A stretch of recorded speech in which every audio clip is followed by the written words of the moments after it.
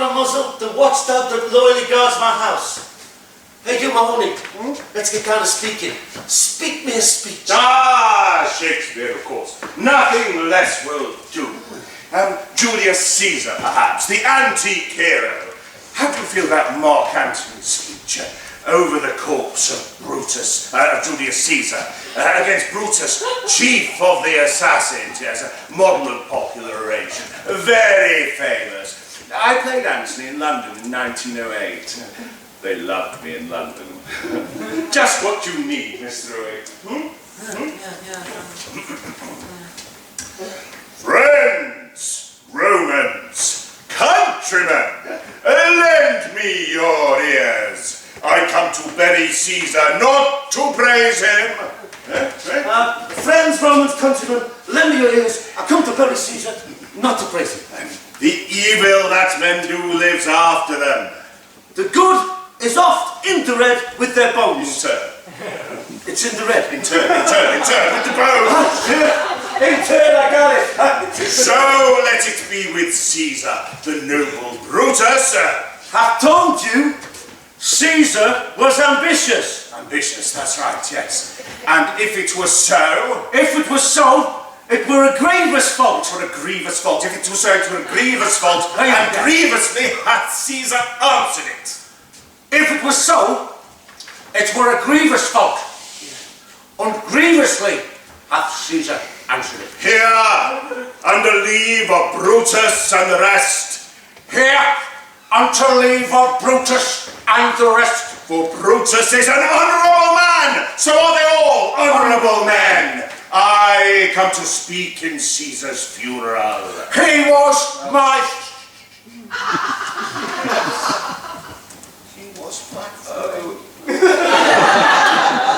Faithful and just to me.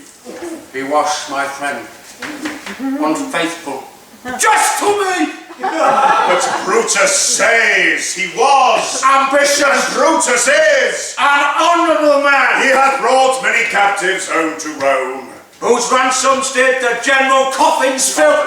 Whose ransoms did the general coffers fill. Ah, coffers, yeah, good. Did this in Caesar seem ambitious?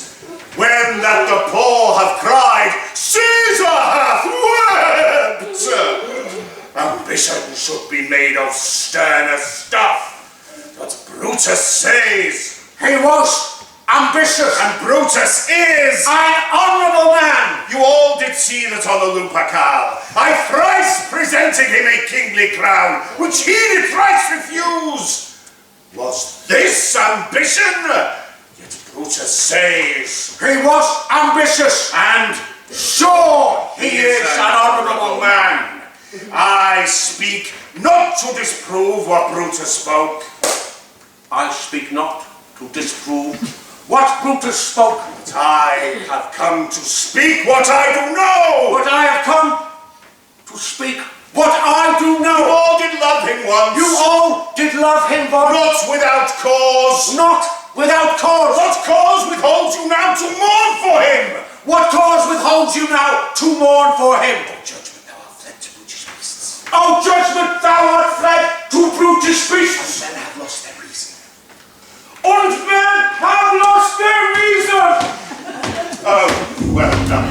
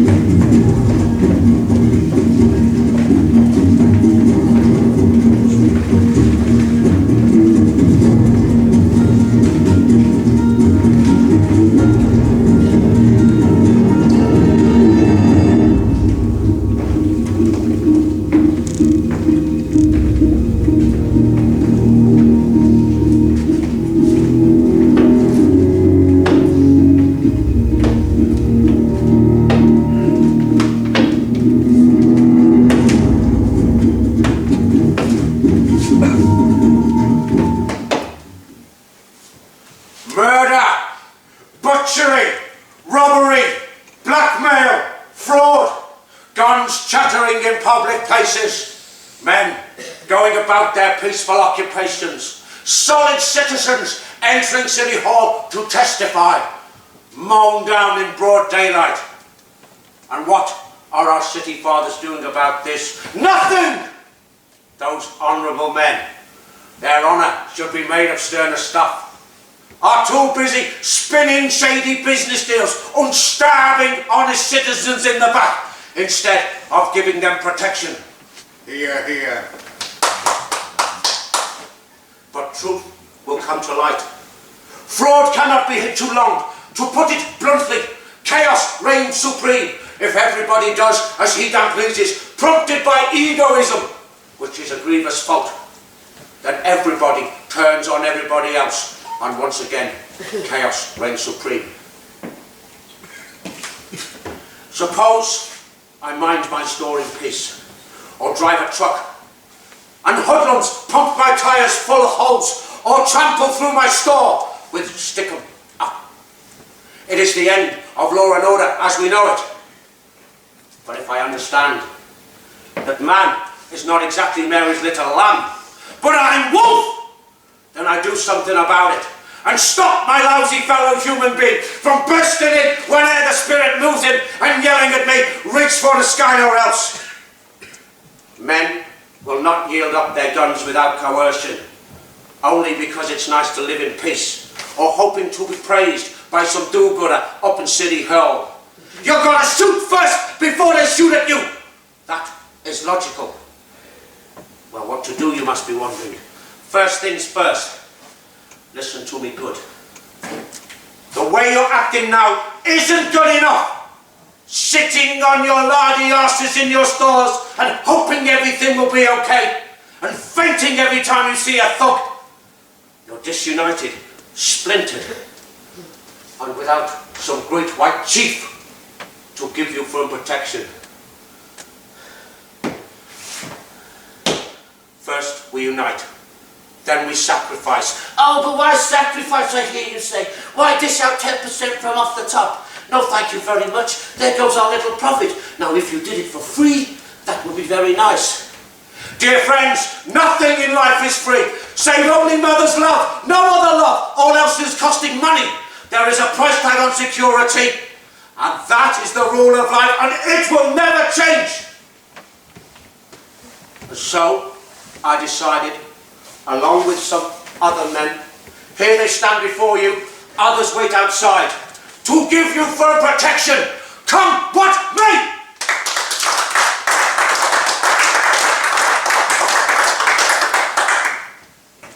And now to show you that we're businesslike and most professional, meet Mr. Clark.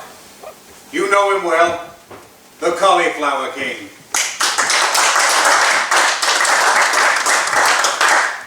My fellow vegetable vendors, we at the Cauliflower Trust have noted with alarm how difficult it is for you to make a buck.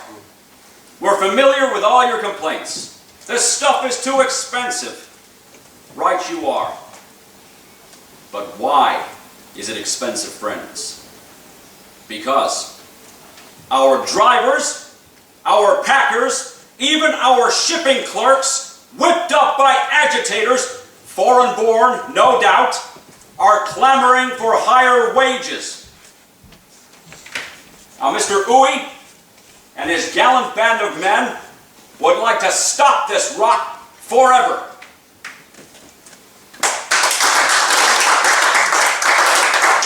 But sir, if you lower their wages, who's going to buy our groceries? Your question is a justified one, my friend, and let me answer you.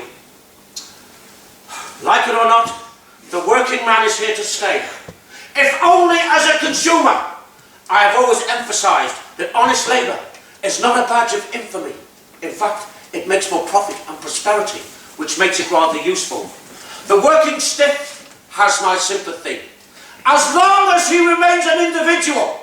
But should the wise guy organize and poke his goddamn nose into things he has no understanding, like higher wages, lower profits and inflation, then I've got to tell him, Brother, you have gone too far. You are a working man, which means you work. And should you go on strike, and should you take your place on the picket line, then you become, and I am quoting now, the slander of your mother's heavy womb, subversive sons of bitches, all of you, and bastard, I will stop you dead.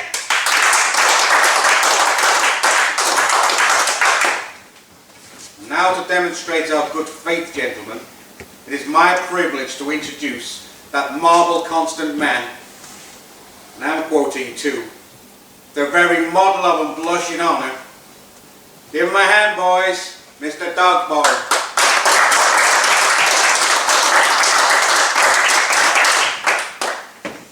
Sir, Mr. Dogsborough, it's Providence that unites us in this hour. And may I say, how deeply I'm obliged to you, the watchdog of the waterfront, that you have chosen me, a simple son of Brooklyn, a younger man, to be your friend. Shattering moment, father and son. Okay guys, you heard the chief. He spoke straight from the shoulder. Now, if you've got any questions, then speak up and fire away. Don't worry, nobody's gonna eat you. If you stay in line. Now don't be shy. You know me and my little flower shop. I'm one of you. So, what's it gonna be? Murder? Or protection? It's quiet in my neighborhood these days. There's never been any trouble in my store. Neither in mine. Same here. We heard about some trouble in saloons. Mr. Owie told us about glasses being smashed to bits, liquor poured out on account they wouldn't pay their protection money. But all's quiet in the vegetable trade. Murder of sheets, the death of Bowl, you call that quiet? What's that to do with us or cauliflower? Nothing whatever. What's your name, my friend? Jim Crockett, sir. Just a minute, Jim Crockett.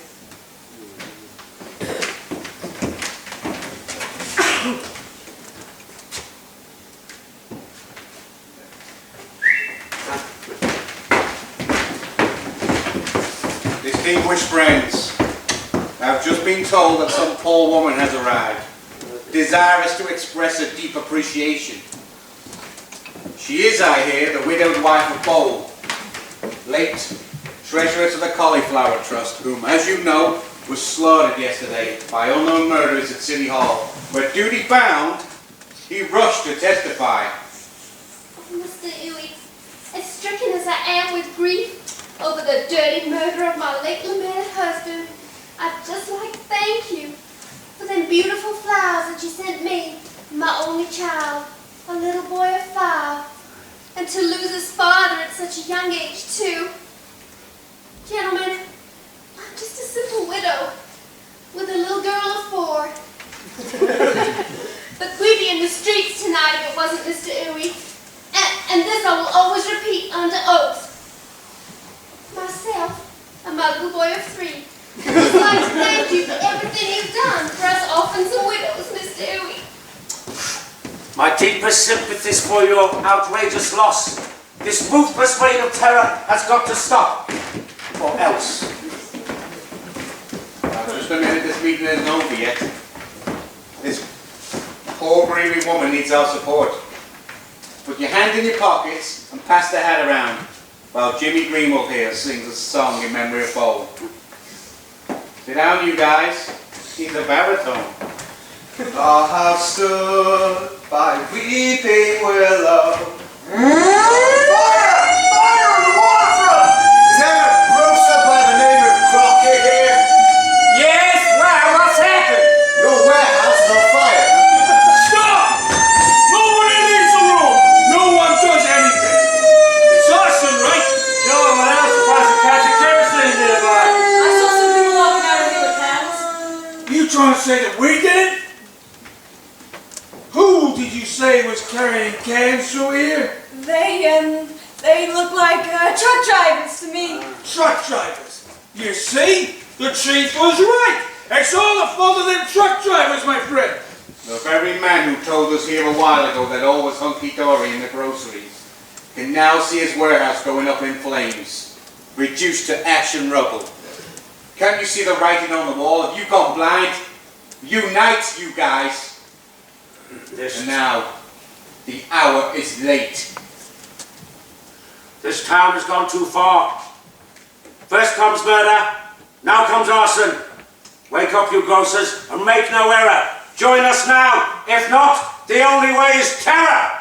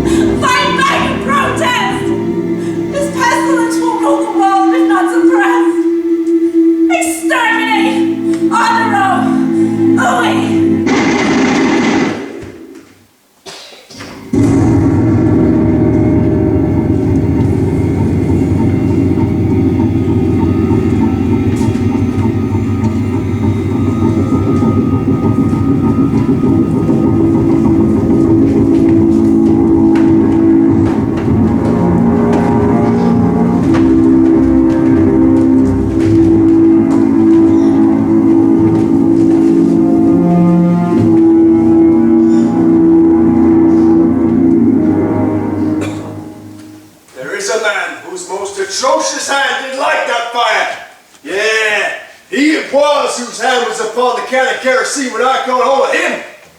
Oh, stand up and I address you, scum. Oh, stand up. The accused will pull himself together. You're in a court of law now, Fish. You stand accused of arson. Your life is on the line. You better think hard. Where did you obtain those cans of kerosene? Where did you obtain those cans of kerosene? Your Honor, the accused has been doped. He has not. Court decision. It's all an act, Your Honor. The defense requests the court consult other medical experts. Overruled. Mr. Gill, how come you happened to be on the spot at the time of the fire which reduced Mr. Crockett's warehouse and 22 other buildings to ashes? I was taking a digestive stroll. Mr. Gill, are you aware of the fact that the defendant is an unemployed laborer? That he arrived in Chicago the day before the fire? That he's never been here before? Are you kidding? Is the license number of your car Illinois 278406? That's right. Isn't it a fact that on the day of the fire, your car was parked on 87th Street, outside the First Chance Saloon, where the defendant Fish was found in an unconscious condition? How should I know? I spent the whole day picnicking in Cicero, where 52 people are willing to swear that they saw me. Didn't you just say you were taking a digestive stroll? You got a problem if I'm dying in one town and digesting another?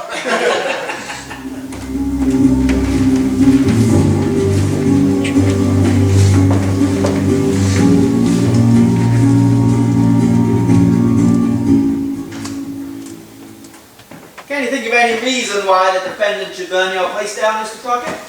No, In fact, have you ever set eyes on him before? never. How about Mr. Gibbey? Have you seen him before? Yes, sir. Where?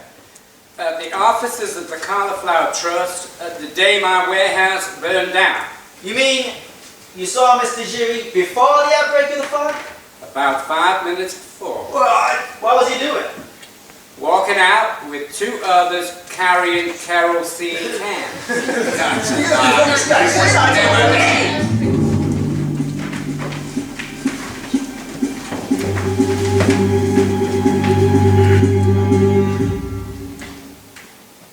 How is your eyesight, Mr. Crockett?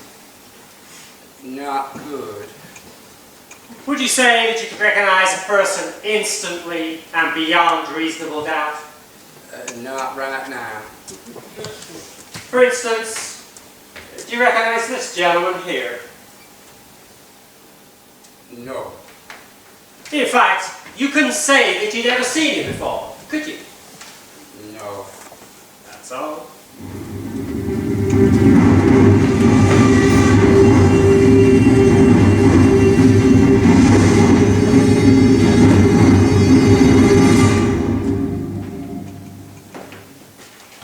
I recognize the accused due to the guilty look on his face and the fact that he is 6'2". Also, my sister-in-law said she'd seen him hanging around outside City Hall the day my husband was shot entering City Hall. The accused carried a automatic pistol, model Webster, under his armpit and made a suspicious impression.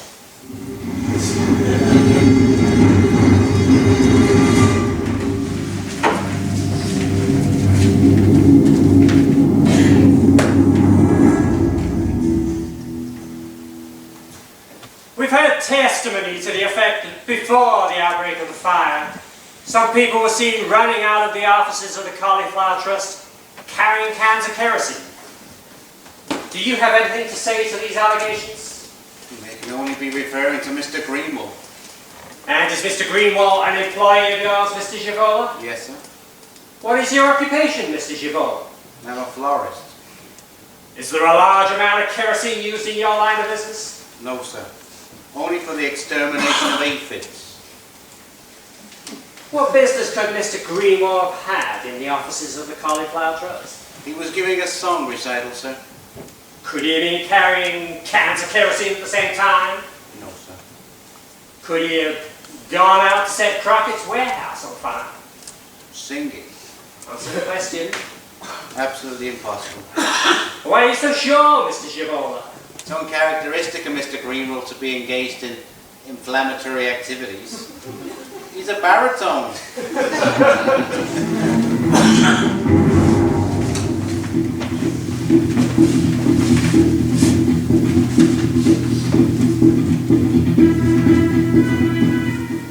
Now, according to rumors in the press, this bench is supposed to be under pressure from certain quarters. However, this bench would like to state that no pressure whatsoever has been brought upon it, and that will do fine for my statement.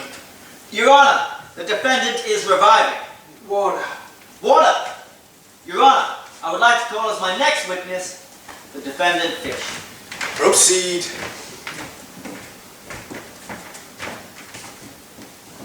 Mr. Fish, tell the court, in your own words, did you, on February 28th, set fire to a vegetable warehouse in the Dock District? Answer yes or no.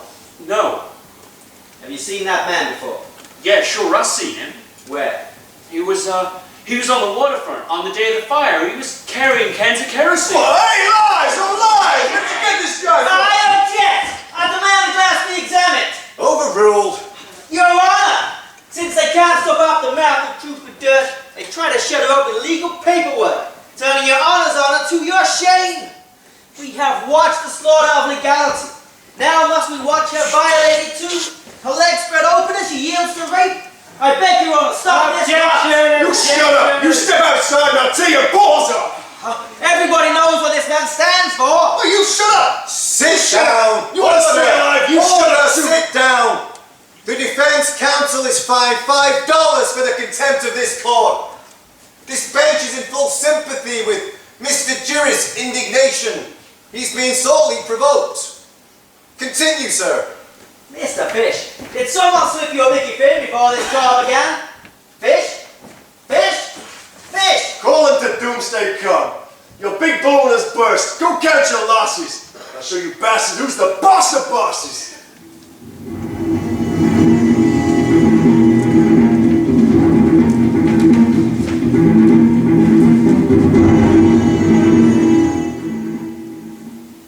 All rise. Charles William Fish, this court finds you guilty of arson and therefore sentence you to death.